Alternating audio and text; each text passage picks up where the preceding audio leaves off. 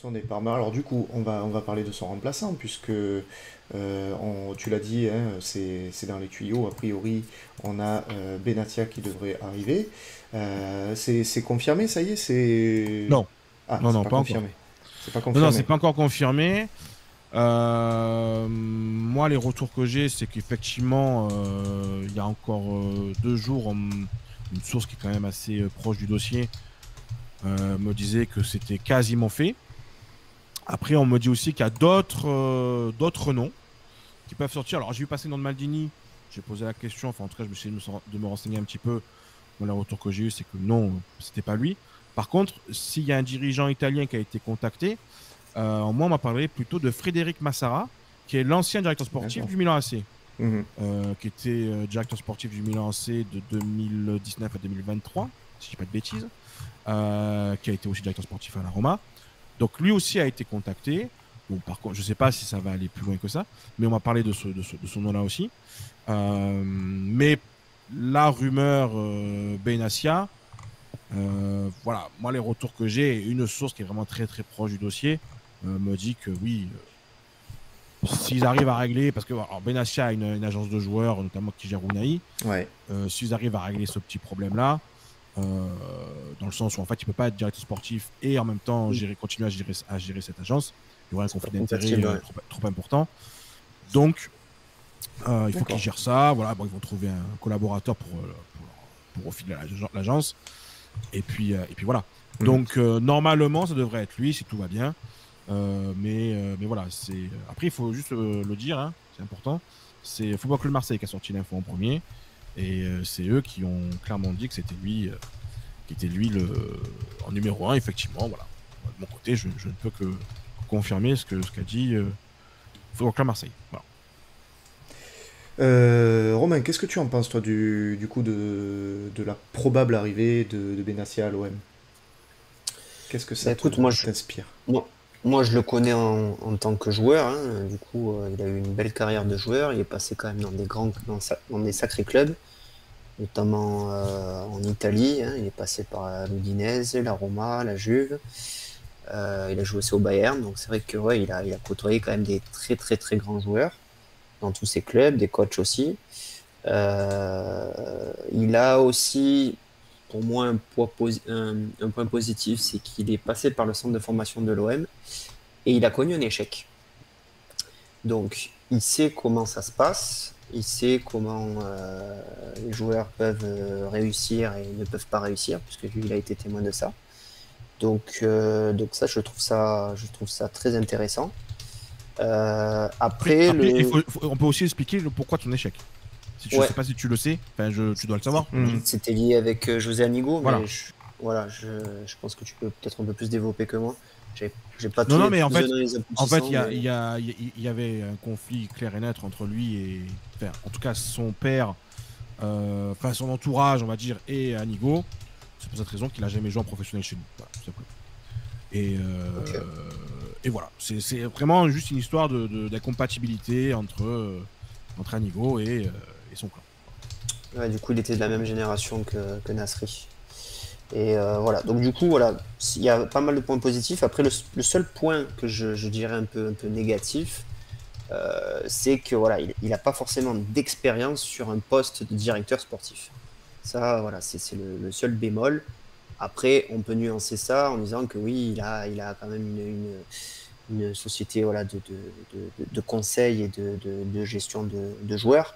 Donc ça peut compenser. Mais c'est vrai que dans un club, Mhm. être voilà, dans un organigramme, sous un président, sous voilà, à côté de directeur du football, etc., il n'a pas cette expérience-là. Donc voilà, je nuancerai du coup juste son arrivée là-dessus. Après voilà, écoute, c'est quand même quelqu'un qui connaît aussi le contexte marseillais. Donc voilà, écoute, Après, ça après, je... serait une Vas-y, bonne vas-y. chose, je Après, pense. je vois un parallèle qui est fait avec Pape Diouf, qui disait aussi que avant qu'il arrive à l'Olympique de Marseille, il était aussi agent de joueurs. Il faut juste doser un petit peu ça, c'est-à-dire que Pape Diouf, il avait une grosse agence de joueurs, il avait quand même beaucoup de joueurs. L'agence que gère Benassia, en gros, il a Unai, Romain Saïs Ouais. et Targaline. Voilà, Mhm.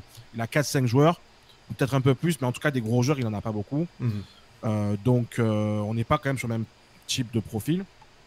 Après, là, moi, la seule chose, c'est que je suis très, très emballé à l'idée que ça soit lui. Parce que je reviens à ce que je disais tout à l'heure. En termes de réseau complémentaire, ben, c'est très, très bien. Moi, on m'a expliqué que, par exemple, au niveau de son réseau, il a un très, très, très, très gros réseau déjà en France, ce qui est intéressant, mais aussi en Allemagne, dans les pays du Golfe. Les pays du Golfe, ça peut être intéressant, notamment pour des reventes, hein, plus que pour des achats, évidemment. En Italie, bon, surtout, c'est un joueur qui a une carrière quand même très importante, qui a joué dans beaucoup de gros clubs. Ah ben oui, bien sûr. Et surtout, il a toujours eu, on va dire, une réputation très très bonne. Ouais. On parle d'un mec très professionnel qui a mené une carrière exemplaire. Donc, ce côté professionnel exemplaire, je pense qu'il retranscrit ça totalement dans son nouveau métier d'agent de joueur. Directeur sportif, évidemment que c'est pas la même chose parce que on va te demander de rentrer dans des négociations. Alors, bon, après, il connaît les négociations, hein, parce qu'en tant qu'agent de joueur, il a des négociations aussi à faire. Mais c'est ça, en fait. Moi, ça me fait pas peur, ce genre de choses. Prise de poste de directeur sportif, il sait comment ça se passe des transferts. Il n'y a pas de surprise. Il connaît le métier du... Il connaît le métier. Bien sûr. Il connaît le métier, mais en tout cas, il connaît le monde du football. Bien sûr. Il sait comment ça se passe. J'aime bien l'idée de récupérer peut-être un directeur sportif qui est avec sa première expérience chez nous et qui va peut-être nous apporter vraiment quelque chose de très très intéressant. Après, ce que je sais aussi, c'est qu'au niveau d'autres offres qu'il a pu avoir, il n'avait pas d'offres en tant que directeur sportif. Il avait d'autres offres en tant que directeur technique, en tant que conseiller éventuellement, mais vraiment en tant que directeur sportif, directeur du football, parce que c'est ce qui va être l'Olympique de Marseille, si c'est lui qui va venir, il n'y avait que nous. Voilà, il n'y avait que nous. Mais il a été suivi par des gros clubs italiens notamment, bon, là où il avait pu jouer notamment. Donc voilà, on parle d'un nom qui est respecté et qui je pense, peut nous apporter vraiment du concret et surtout très rapidement. Ouais, ben, espérons que ça soit le cas en tout cas. Donc franchement, non, ouais, ça va être une bonne venue si signe à l'Olympique de Marseille, Benassia. Et puis c'est coup double, je trouve. Voilà, tu récupères une personne compétente. Et tu récupères aussi un mec qui a ce côté marseillais, hein, donc voilà, on pourra pas venir reprocher à Longoria de faire venir que ses potes espagnols ou de pas recruter local. Là, on peut pas faire mieux. Après, ce qu'il faut savoir aussi, c'est qu'ils s'entendent très très bien les deux quand même. Ben ouais, mais l'un n'empêche pas l'autre. Hein, il y a une très très bonne relation entre Benassia et Longoria. Ce qui m'étonne un petit peu parce que moi j'avais eu des retours notamment que c'était un petit peu tendu notamment par rapport au Naï. Et en fait, c'était même... Il y avait eu des petites, pas une petite brouille, mais en tout cas des petites tensions plus par rapport au dossier Romain Saïs. D'accord. Il gère les intérêts de Romain Saïs. Et il faut se rappeler que Romain Saïs devait signer à l'Olympique de Marseille, mais que Marcelinho avait dit non. Ouais. Donc voilà, c'était plus par rapport à ça où il y avait eu des petites tensions, mais rien de bien grave. La preuve, c'est qu'aujourd'hui on pense à lui. Maintenant, encore une fois, c'est pas fait à 100%. Il y a de grandes chances que ça soit lui. Je répète simplement une chose, c'est qu'aussi il y a d'autres personnes qui ont été contacté, et notamment Frédéric Massara, le ancien directeur sportif du Milan AC. Voilà. Ça, c'est un truc que je peux vous dire. Mais voilà, je pense que ça va se débloquer incessamment sous peu. Ça répond, je pense, à la question de Eddy Brinis qui nous demandait. La question principale, c'est de savoir si il va pouvoir collaborer avec Longoria. Il n'y aura pas de problème. Il n'y aura pas aucun problème entre les deux. Ils se sont connus à la Juve aussi. Hein. Il était joueur Benassia à la Juve, mais après ils sont connus. Bon, enfin, Longoria était recruteur là-bas, hein, donc je suis pas persuadé qu'ils avaient des liens non plus si forts que ça. Mais ils étaient en même temps à la Juve, voilà. Donc il n'y a pas de souci. Mais en tout cas, c'est vrai que c'est en plus un gars qui connaît le contexte marseillais, il le connaît très bien. Bien sûr. Il aime l'OM, surtout. Je vous invite à regarder notamment ce qu'a dit Samir Nasri là. Il a fait une déclaration en disant que Benassia était un amoureux de l'OM. Qu'il a envie de venir, c'est aussi ses retours que j'ai, c'est qu'on me dit qu'il a vraiment envie de venir, donc voilà, c'est bien. Un mec qui a envie de venir, dans le contexte actuel, je dis pas non.